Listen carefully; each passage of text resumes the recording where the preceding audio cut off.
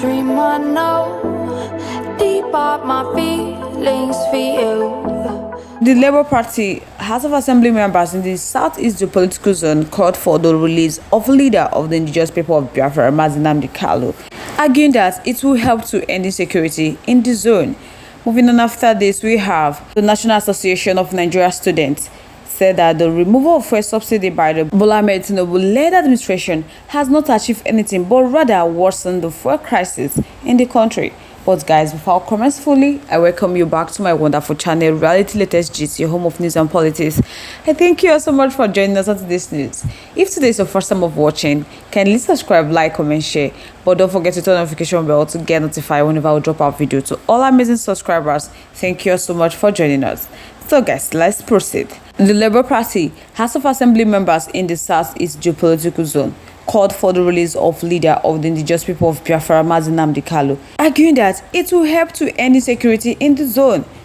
Addressing reporters in Oka, the lawmakers under the aegis of Southeast Labour Party House of Assembly caucus observed that President Bola Ahmed Tinubu has the capacity to free Biafra agitators, whose detention they have seen as what is contributing to the growing insecurity in the Southeast and is also undermining the economy in the area. So the Labour Party caucus leader, Honorable Jude Ifeanyi, who spoke on behalf of the 11 caucus members, said that they have expressed happiness and gratitude to the Southeast governors, senators, and House of Representative members on their recent resolve to interface with the federal government for the release of Nnamdi Kanu from detention. They see it as a demonstration of leadership and they have shown concern for the people.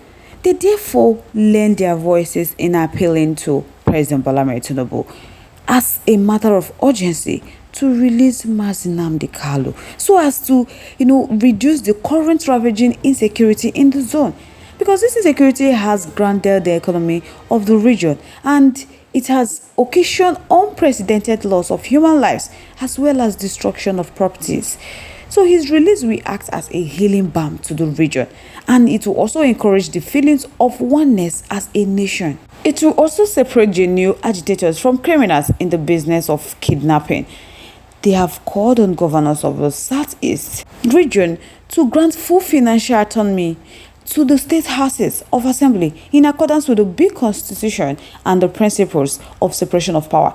So adding that, this will go a long way in ensuring more robust assemblies and is going to enhance their functionalities in the area of lawmaking, oversight, and other attendant legislative duties.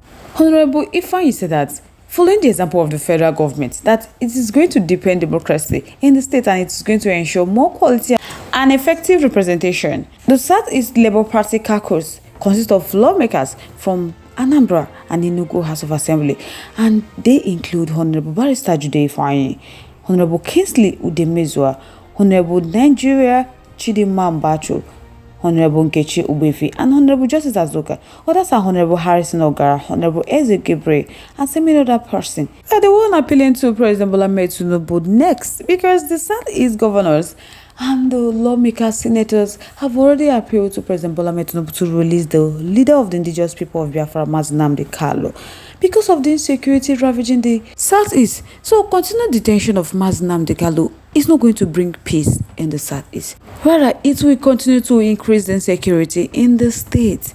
So President Bola Ahmed Tinubu should adhere to their requests and release Nnamdi Kanu from detention. So guys, I would like to know your thoughts, your contributions, your opinions in the comment section below. Once again, thank you so much for staying tuned. Moving on to the next one. The National Association of Nigeria Students said that removal of subsidy by President Bola Ahmed Tinubu-led administration has not achieved anything but rather worsened fuel crisis in the country. The student body said the subsidy removal regime has brought untold hardship to Nigerians and it has created fuel scarcity instead of making fuel available to them. So therefore, they are calling on President Bola Ahmed Tinubu and NNPC to find a lasting solution to the fuel crisis in the country. They stated this in a statement. The student body stated this in a statement by the National Association of Nigeria Students, National Clerk of the Senate, Abdul Yankee Odunlayo, in Abeokuta on Saturday. The National Association of Nigeria Students are deeply concerned about the prevailing high cost and persistent scarcity of petrol in our country. The crisis has continued to persist despite the removal of fuel subsidy, which has brought untold hardship to the Nigerians. This crisis is not only crippling the economy, but also severely impacting the welfare and academic pursuits of students across the nation. So Nigerians are experiencing unprecedented hardship, and they are going through hell before they can get to buy fuel. Queues have been a common thing at petrol stations across the country, despite the promise by President Bola Ahmed Tinubu that fuel queues will disappear in the country after the removal of subsidy. But that has not been the case. The exorbitant cost of petrol has led to a sharp increase in transportation fares, and it has caused a surge in the prices of essential goods and services. So the increased cost of transportation and production is being passed on to consumers, exacerbating the already high cost of living. It is regrettable that 1 year after the removal of subsidy, the fuel crisis has even gone worse, and it has appeared the country is operating under a curse. So they are urging President Bola Ahmed Tinubu and the federal government to take swift and decisive action to elevate this pressing issue before Nigerians are pushed to war. Honestly, my people, the removal of fuel subsidies has contributed to inflationary pressures, making the overall economic landscape more challenging for the average citizens.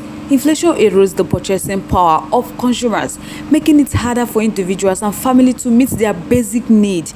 So this situation becomes more pronounced for vulnerable populations, amplifying existing socio-economic disparities. So if una check and una go see say fuel subsidies have traditionally been a double-edged sword in Nigeria. While intended to ease the financial burden on the government and stimulate economic growth, the removal has triggered a domino effect on the cost of living.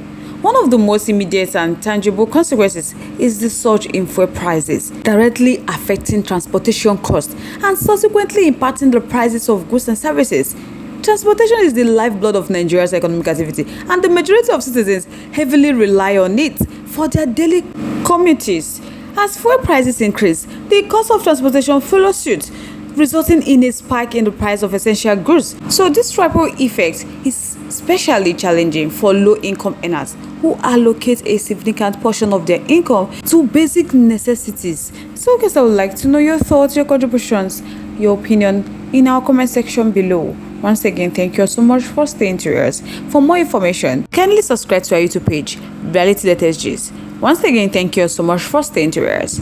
On this note, we have come to the end of today's segment. Till I come your way next. Bye for now.